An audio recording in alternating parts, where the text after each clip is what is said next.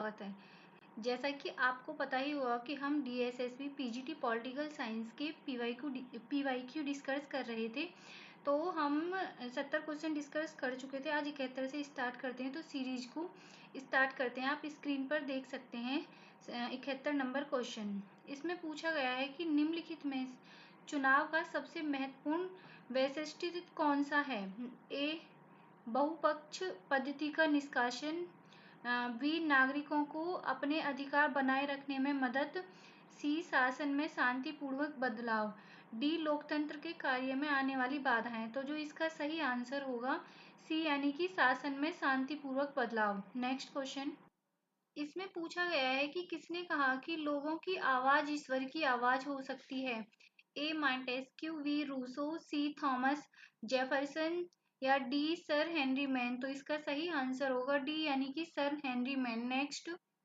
इसमें पूछा गया है कि IPC का मतलब है Indian people's court, B, Indian penal code, C, Indian penal code या फिर D, Indian postal code.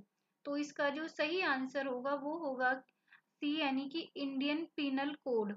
Next question.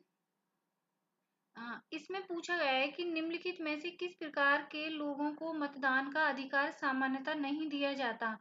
ए, बूढ़े लोगों को, बी, गरीब लोग, सी, अशिक्षित लोग, डी, अन्य देशीय लोग। तो इसका जो सही आंसर होगा डी, यानी कि अन्य देशीय लोग। Next question. इसमें पूछा गया है कि निम्न में से किस देश में नागरिकों को अपने 18 साल की उम्र में मतदान का अधिकार प्राप्त होता है? ए, रूस, बी, अमेरिका, सी, ब्रिटेन, डी, ऊपरी सभी। तो जो इसका सही आंसर होगा डी, यानी कि ऊपरी सभी। Next question. इसमें पूछा गया है कि निम्न में से देश ने सबसे पहले 18 साल की उम्र वाले नागरिकों को मतदान का अधिकार मुहैया कराया, यानी कि किसने मतदान का अधिकार सबसे पहले दिया? A, Britain, B, France, C, Soviet Union, D, Bharat. तो जो इसका सही आंसर होगा डी, यानी कि भारत। Next question. आप स्क्रीन पर देखेंगे, इसकी एक्सप्लेनेशन नीचे दी गई है, आप चाहें तो पढ़ सकते हैं। 77 नंबर का क्वेश्चन है।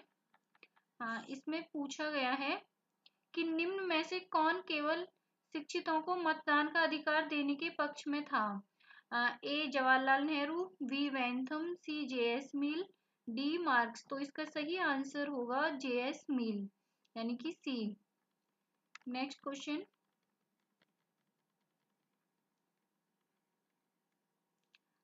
इसमें पूछा गया है कि राजनीतिक दल होते हैं ए, लोकतंत्र के लिए आवश्यक, बी, लोकतंत्र के लिए अनावश्यक, सी, सर्वसत्तात्मक शासन के लिए आवश्यक या फिर डी, लोकतंत्र के लिए या तो सर्वसत्तात्मक शासन दोनों के लिए अनावश्यक। तो जो इसका सही आंसर होगा वो होगा आंसर ए, यानी कि लोकतंत्र के लिए आवश्यक। इसकी एक्सप्लेनेशन इसके नीचे दी गई है। Next question. इसमें पूछा गया है कि भारतीय संविधान को संविधान सभा की स्थापना द्वारा अधिनियमित किया गया था। तो कब अधिनियमित किया गया था? ऑप्शन दे रखा है कि अंतरिम सरकार के प्रस्ताव के माध्यम से, ए, बी, यानी कि भारतीय स्वतंत्रता अधिनियम 1947 के तहत, सी, कैबिनेट मिशन प्लान 1946 के तहत, डी, भारतीय कांग्रेस द्वारा। तो जो इसका सही आंसर होगा सी, यानी कि कैबिनेट मिशन प्लान 1946 के तहत। नेक्स्ट क्वेश्चन जिसकी बात करते हैं, आप स्क्रीन पर देख सकते हैं। इसमें पूछा गया है कि उदार पक्ष इसमें विश्वास रखता है, किसमें विश्वास रखता है उदार पक्ष? ए, वर्तमान संस्थाओं को बनाए रखना, बी, वर्तमान संस्थाओं को नए और अतिवादी संस्थाओं में बदलना, सी, विद्यमान संस्थाओं में बदलाव लाना या डी, पुरानी संस्थाओं को बनाए रखना। तो जो इसका सही आंसर होगा सी, यानी कि विद्यमान संस्थाओं में बदलाव लाना। Next question. इसमें पूछा गया है कि अतिवादी राजनीतिक दल इसमें विश्वास करता है, किसमें विश्वास करता है? ए, पुरानी संस्थाएं बनाए रखना, बी, वर्तमान संस्थाओं को परिवर्तन के साथ बनाए रखना, सी, वर्तमान संस्थाओं को खारिज कर उन्हें नई संस्थाओं से प्रतिस्थापित करना, डी क्रांतिकारी तरीकों में से बदलाव लाना। तो इसका सही आंसर होगा सी, यानी कि वर्तमान संस्थाओं को खारिज कर उन्हें नई संस्थाओं से प्रतिस्थापित करना। नेक्स्ट, इसमें पूछा गया है कि राजनीतिक दल गरीबों की मदद करता है जब तक वह ए उन्हें मूलभूत सुविधाएं मुहैया कराता है, बी बच्चों को निशुल्क शिक्षा मुहैया कराता है, सी उन्हें कानूनी सहायता मुहैया कराता है, डी उन्हें चुनाव लड़ने में सहायता करता है। तो जो इसका सही आंसर होगा वो होगा डी, उन्हें चुनाव लड़ने में सहायता कराता है।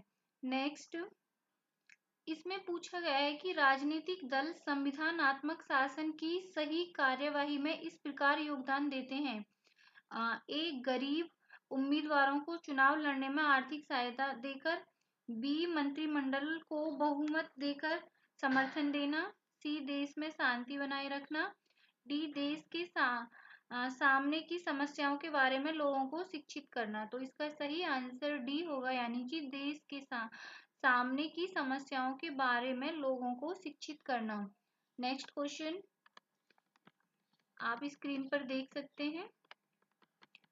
इसमें पूछा गया है कि राजनीतिक दल इस प्रकार अलोकतांत्रिक होते हैं। ए वे चुनाव लड़कर अधिकार पाने की कोशिश करते हैं, बी वे शासन की नीतियों की आलोचना करते हैं, सी वे अधिकार में आते ही अपने कार्यक्रम को क्रियान्वित करते हैं, डी वे अपने सदस्यों को अपने विचार स्वतंत्रता से लोगों के सामने रखने की अनुमति नहीं देते।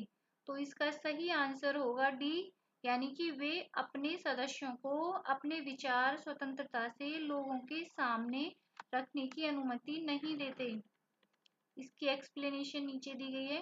दोस्तों ये क्वेश्चन आपके लिए काफी हेल्पफुल साबित होंगे जो नेक्स्ट एग्जाम होने वाला है, क्योंकि इससे ये पता चलता है कि जो पैटर्न है वो किस टाइप का है। तो आप इनको ध्यान से देख लीजिएगा। नेक्स्ट है, इसमें पूछा गया है कि ब्रिटेन के दो मुख्य राजनीतिक दलों के नाम हैं। ए लेबर और कंजर्वेटिव, बी लेबर और लिबरल, सी कंजर्वेटिव और सोशलिस्ट, डी कंजर्वेटिव और लिबरल। तो इसका सही आंसर ए होगा। ब्रिटेन के दो मुख्य राजनीतिक दल हैं, लेबर पार्टी और कंजर्वेटिव पार्टी। जो नेक्स्ट क्वेश्चन है आप स्क्रीन पर देख सकते हैं। इसमें पूछा गया है कि अमेरिका के मुख्य राजनीतिक दल हैं। ए इंडिपेंडेंट और डेमोक्रेटिक, बी रिपब्लिक और डेमोक्रेटिक, सी डेमोक्रेटिक और सोशलिस्ट, डी रिपब्लिक और कम्युनिस्ट। तो इसका सही आंसर होगा बी, यानी कि रिपब्लिक और डेमोक्रेटिक। नेक्स्ट, यहाँ पे पूछा गया है कि दो दल पद्धति इसलिए बेहतर है कि ए वह कैबिनेट की निरंकुश अधिकार देती है, बी वह विरोधी दल को शासन की गैर जिम्मेदारी आलोचना करने का मौका देती है, सी वह शासन में सहजता से बदलाव लाने को संभव बनाती है, या फिर डी वह मिलीजुली सरकार बनाने में अग्रता प्रदान करती है। तो इसका सही आंसर होगा सी, वह शासन में सहजता से बदलाव लाने को संभव बनाती है। नेक्स्ट क्वेश्चन आप देख सकते हैं। इसमें पूछा गया है बहुदल पद्धति का मतलब है।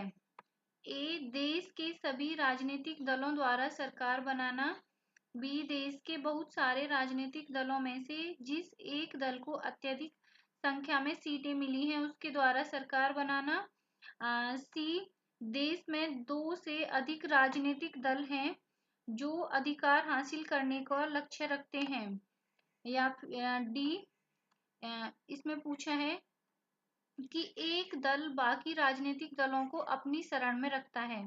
तो जो इसका सही आंसर होगा, आंसर सी होगा, यानी कि देश में दो से अधिक राजनीतिक दल हैं जो अधिकार हासिल करने का लक्ष्य रखते हैं। नेक्स्ट क्वेश्चन,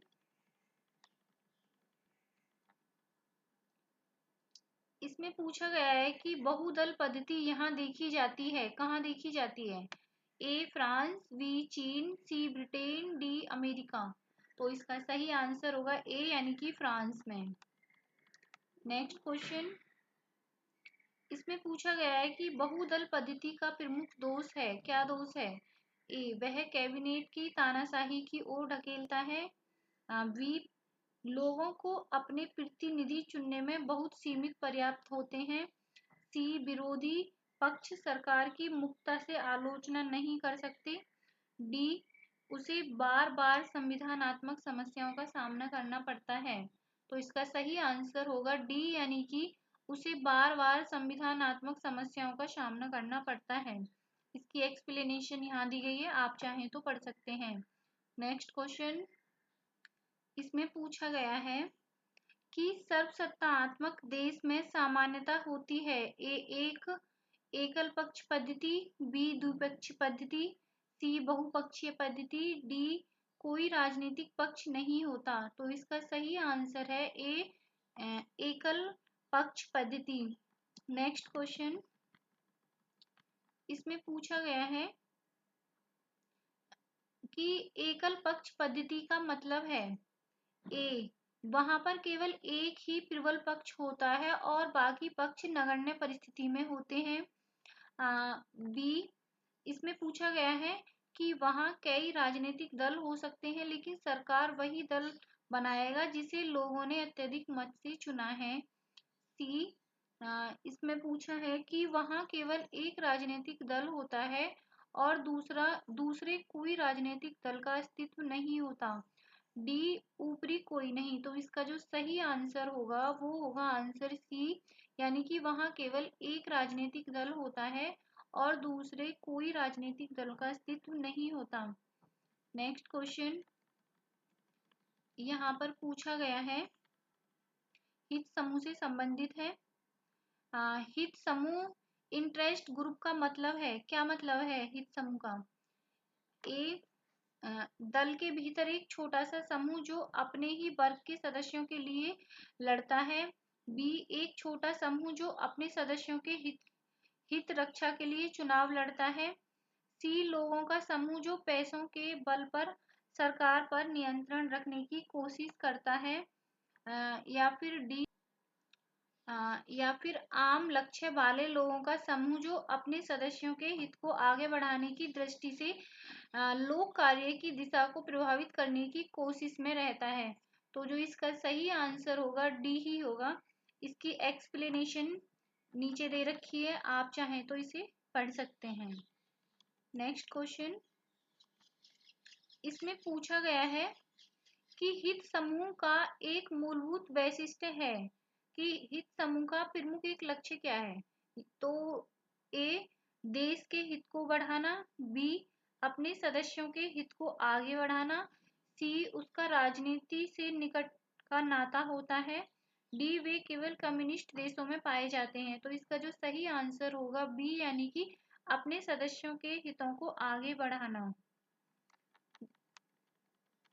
नेक्स्ट क्वेश्चन, इसमें पूछा है कि हित समूह यहाँ पाए जाते हैं, कहाँ पाए जाते हैं हित समूह? ए केवल लोकतांत्रिक देशों में, बी पूंजीवादी समाज में, सी केवल सर्वसत्तात्मक देशों में, डी सभी देशों में। तो जो इसका सही आंसर होगा डी यानी कि सभी देशों में।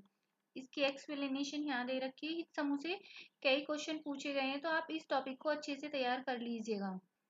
96 नंबर का क्वेश्चन, इसमें पूछा गया है कि एक व्यक्ति सदस्य हो सकता है, ए एक वक्त केवल एक प्रभाव समूह का, बी एक वक्त कितने ही प्रभाव समूह का, सी एक वक्त 3 से अधिक प्रभाव समूह का नहीं, डी यह तो प्रभाव समूह या नहीं राजनीतिक दल। तो जो इसका सही आंसर होगा बी यानी कि एक वक्त कितने ही प्रभाव समूह का। नेक्स्ट क्वेश्चन आप स्क्रीन पर देखने वाले हैं। इसमें पूछा गया है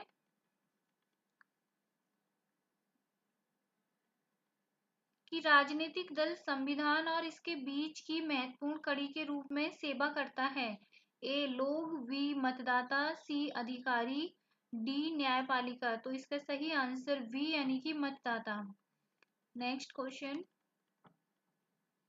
इसमें पूछा है कि राजनीतिक दल इसके सफलतापूर्वक कार्यवाही के लिए अनिवार्य है। ए लोकतंत्र, बी तानाशाही, सी लोकतंत्र और तानाशाही दोनों, डी ऊपरी कोई नहीं। तो इसका सही आंसर ए यानी कि लोकतंत्र। नेक्स्ट क्वेश्चन, इसमें पूछा गया है कि दो दल पद्धति का मुख्य दोष है। क्या दोष है दो दल पद्धति का? तो इसमें पूछा, ए वह कैबिनेट को तानाशाही की ओर ले जाती है, बी वह देश को दो शत्रु गुटों में बांटती है, सी वह निर्वाचन गण का विकल्प कम कराती है, डी वह बहुत महंगी है। तो जो इसका सही आंसर होगा सी यानी कि वह निर्वाचन गण का विकल्प कम कराती है। नेक्स्ट क्वेश्चन, इसमें पूछा गया है कि प्रभाव समूह अपना लक्ष्य इस तरह प्राप्त करता है। किस तरह प्राप्त करता है प्रभाव समूह अपना लक्ष्य? ए हिंसात्मक तरीके से, बी प्रत्यक्षकारी तरीके से, सी आंदोलनात्मक तरीके से, डी उपरोक्त सभी तरीके से। तो जो इसका सही आंसर होगा डी यानी कि उपरोक्त सभी तरीके से। दोस्तों आज हम 30 क्वेश्चन ही डिस्कस करते हैं, बाकी जो बचे हुए क्वेश्चन हैं हम उन्हें कल डिस्कस करेंगे, क्योंकि इस सीरीज में 200 क्वेश्चन दिए गए हैं। वीडियो आपको कैसी लगी कमेंट बॉक्स में जरूर बताएं। अगर आपका कोई सजेशन है तो वो भी आप मुझे बता सकते हैं। Thank you.